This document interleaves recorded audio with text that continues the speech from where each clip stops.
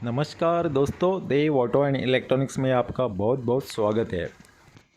ये है डस्टर गाड़ी, डीजल 85 bhp का इंजन है।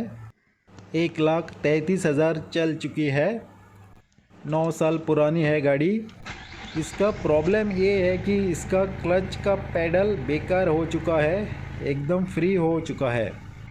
यहाँ देख लो नीचे, ये दबा दिया तो एकदम फ्री में दब रहा है। कस्टमर का कहना है कि कस्टमर कहाँ जा रहा था और रास्ते में रुक गया था, रुक के फिर से गियर डाल दिया तो गाड़ी अचानक बंद पड़ गई और क्लच का पेडल फ्री हो गया। कस्टमर का कहना है कि पेडल के नीचे ऑयल गिर रही थी बूंद बूंद 2 साल से, और कस्टमर 2 साल से गाड़ी ऐसा ही चला रहा है। तो नीचे चेक करते हैं सिलेंडर को, तो यहाँ देखो सिलेंडर में से ऑयल लीकेज हो रहा है और ये पेडल देखो बिल्कुल फ्री है, ऐसा एक उंगली से ही दब रहा है। इंजन की तरफ देखते हैं।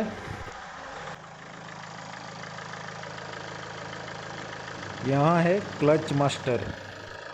क्लच मास्टर को निकालना बहुत ही आसान है। इसमें नट बोल्ट कुछ नहीं है, खाली टर्न कर देने का और निकाल देने का। ये पाइप यहाँ मास्टर में से नीचे स्लेव सिलेंडर में जाता है, जो प्रेशर बनाता है हाइड्रोलिक बेरिंग के ऊपर। इसको पहला निकाल दिया। अभी मास्टर को निकालना आसान होगा। निकाल देते हैं इसको।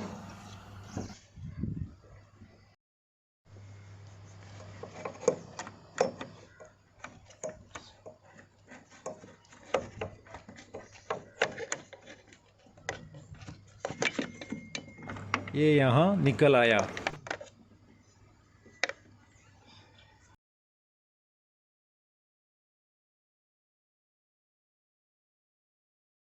इसका वॉशर फट चुका है और ये लीकेज कर दिया। यहाँ देखो पूरा लीकेज है।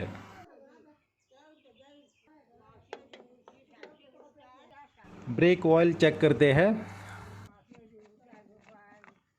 और ये ब्रेक ऑयल देखो पूरा काला हो चुका है और लेवल भी थोड़ा कम है। मुझे लगता है ये ब्रेक फ्लूइड कभी भी बदला ही नहीं है इससे पहला। इस गाड़ी का ज़्यादा से सर्विसिंग कंपनी में ही होता था। ये मैंने इंजन के नीचे का शील्ड निकाल दिया, तो शील्ड के ऊपर देखो पूरा ब्रेक ऑयल पड़ा है। इसका स्लेव सिलेंडर यानी कि हाइड्रोलिक बेरिंग भी फट चुका है। इसका पूरा क्लच सिस्टम बदलना पड़ेगा।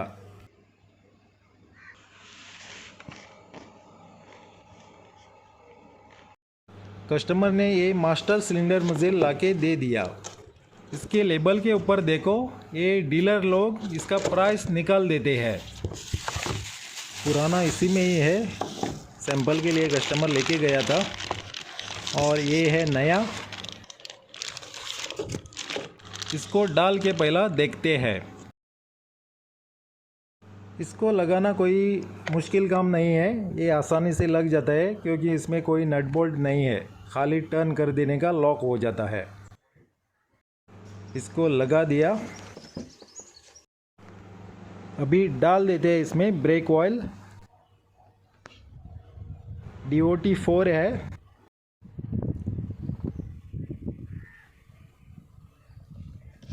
डाल दिया।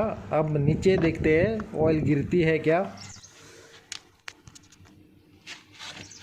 तो नीचे गियर बॉक्स में देखो ऑयल पूरा लीक कर दिया, क्योंकि इसका हाइड्रोलिक बेरिंग फट चुका है। इन गाड़ियों का क्लच का लाइफ होता है 1 लाख। इसका टाइम हो चुका है और कस्टमर ने टाइम पे चेंज नहीं किया, तो ये अपने हिसाब से ख़राब हो गया। तो अभी गियर बॉक्स को उतार देते हैं। गियर बॉक्स को उतारने के लिए बहुत सारी फिटिंग निकालनी पड़ती है इन गाड़ियों की। पहला मैंने बम्पर निकाल दिया, और बम्पर निकालने के बाद ये है इंटरकूलर, और यहाँ इंटरकूलर का पाइप लीकेज कर दिया। बहुत सारी ऑयल बाहर आ चुकी है। कहीं भी पाइप में क्रैक रहेगा, इसके कारण ये ऑयल बाहर निकल आई है। इस पाइप को भी ठीक करना पड़ेगा। दोनों साइड के एक्सल निकाल दिए। सब फ्रेम में अटैच है पावर स्टीयरिंग हाइड्रोलिक पाइप, इसको भी निकालना होता है। सभी एसयूवी गाड़ी में ये साफ फ्रेम होता है और इस साफ फ्रेम को निकालना पड़ेगा, तभी जाके ये गियर बॉक्स बाहर निकल आएगा। इन गाड़ियों में टाइम भी बहुत लगता है, ये सब निकालना और फिर से फिट कर देना बहुत टाइम कंज्यूमिंग जॉब है। तो ये साफ फ्रेम निकाल दी स्टीयरिंग रैक के साथ। अभी निकाल देते हैं गियर बॉक्स को नीचे। और गियर बॉक्स को निकालने के बाद यहाँ प्रेशर प्लेट को देखो, प्रेशर प्लेट के फिन्स जो है बहुत ही हार्ड हो चुके हैं और इनको कट भी पड़ा है। प्रेशर प्लेट हार्ड होने के कारण हाइड्रोलिक बेरिंग पे ज़्यादा लोड पड़ता है और कभी कभी ये बेरिंग फट जाता है, इसलिए इन क्लच को टाइम पे बदलना ठीक रहेगा। तो ये रहा गियर बॉक्स। इस गियर बॉक्स में बहुत सारी गियर ऑयल लीकेज है और ये क्लच बेरिंग देखो बहुत ही नॉइज़ कर रहा है।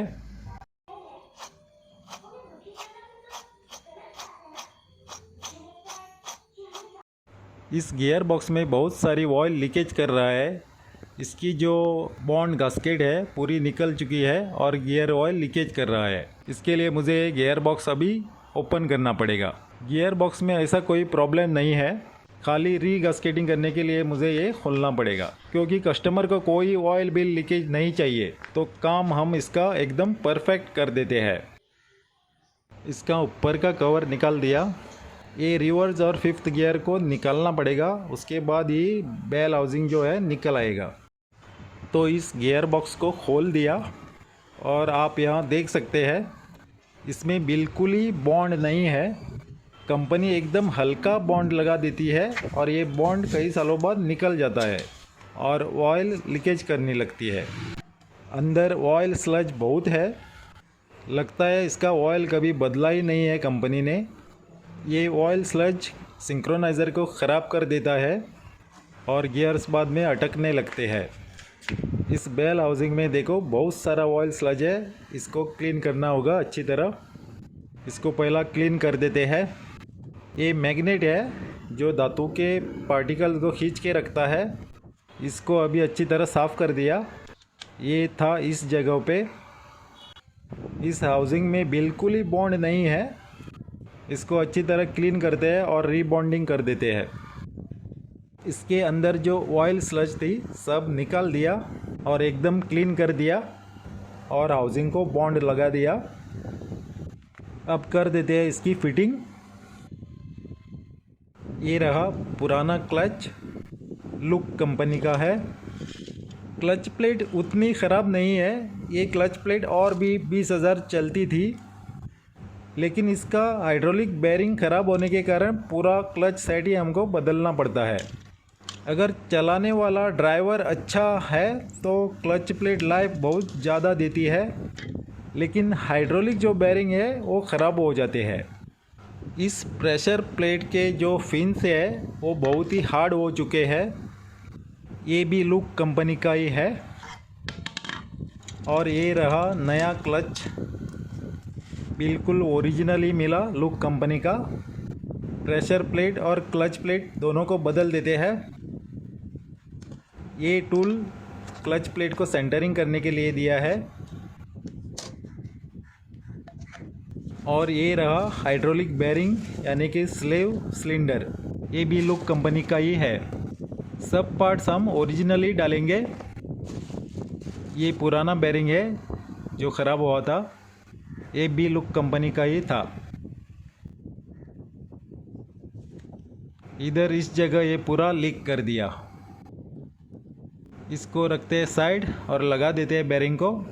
ये स्पेशल सिलिकॉन ग्रीज है, इसको हम इनपुट शाफ्ट और हाइड्रोलिक बेरिंग के बीच में लगा देंगे, क्योंकि ये ग्रीज जो है जल्दी सूखती नहीं, इसका गीलापन जो है वो कायम रहता है। यही खासियत है इस ग्रीज की। फ्लाई व्हील को मैंने सैंड पेपर लगा दिया है और सब एरिया क्लीन कर दी है। अब हम इसको ब्लोअर लगा देते हैं और सब जो डस्ट है वो निकाल देते हैं।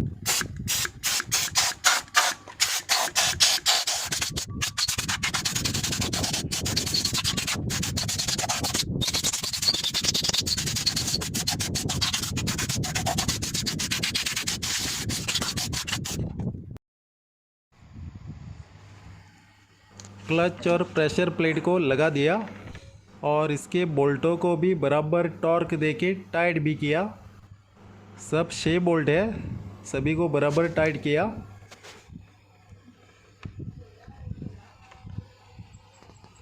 और ये सेंटरिंग टूल, इसको मैं अभी निकाल देता हूँ।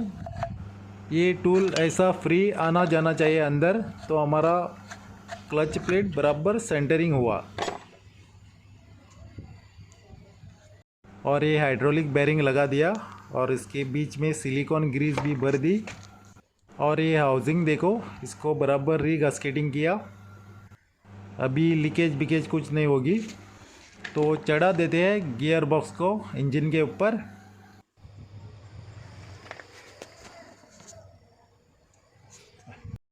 गियर बॉक्स को इंजन में लगा दिया और अभी बहुत सारी फिटिंग बाकी है। इसकी मेन जो तकलीफ़ वाली चीज़ है वो है सब फ्रेम। सब फ्रेम को अभी ऊपर चढ़ाना होगा। अभी गियर के ऊपर जो माउंटिंग होता है उसको लगा देते हैं। उसके बाद मैं गियर बॉक्स को जो सपोर्ट दिया है उसको निकाल दूंगा। ये दोनों, एक रिवर्स स्विच है और एक है स्पीड सेंसर, इनको मैंने निकाल के रखा था क्योंकि गियर बॉक्स निकालते चढ़ाते समय ये टूट सकते हैं। अगर ये टूट गए तो बड़ी तकलीफ़ होगी और कॉस्ट भी बढ़ जाएगा। इसके लिए मैंने इनको निकाल के रखा था। ये स्पीड सेंसर यहाँ था डिफरेंशियल के पास। इसको थोड़ा क्लीन करके लेते हैं लगाने से पहले। और ये रिवर्स स्विच यहाँ था इस जगह पे, इसको भी लगा देते हैं।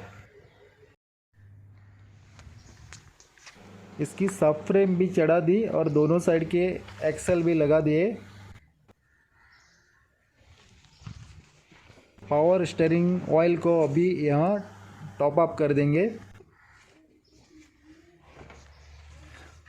और ये ब्रेक ऑयल, इसको भी पूरा ड्रेन कर देते हैं और नया डाल देते हैं। इसके लिए चारों ब्रेकों को ब्लीड करना होगा। तो फ्रेंड्स, सब फिटिंग हो चुकी है और यहाँ देखो ब्रेक ऑयल भी बदल दिया।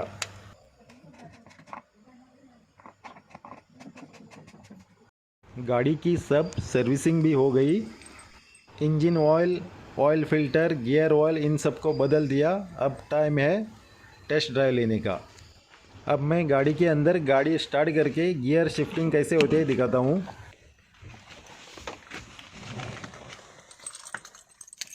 गाड़ी को स्टार्ट करते हैं और चले जाते हैं टेस्ट ड्राइव लेने के लिए।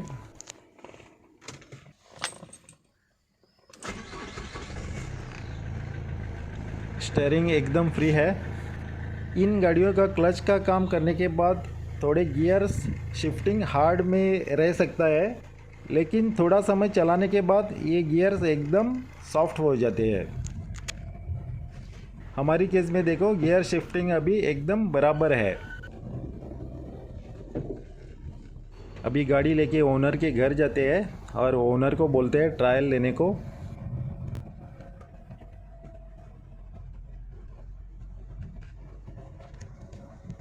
अभी ओनर टेस्ट ड्राइव ले रहा है। दोस्तों, हमारा काम एकदम परफेक्ट हो गया। अगर वीडियो हेल्पफुल है तो लाइक दे दीजिए और आप मेरे चैनल में नए हैं तो प्लीज़ सब्सक्राइब कीजिए। और मिलते हैं अगले वीडियो में। देखने के लिए बहुत बहुत धन्यवाद। Thanks for watching.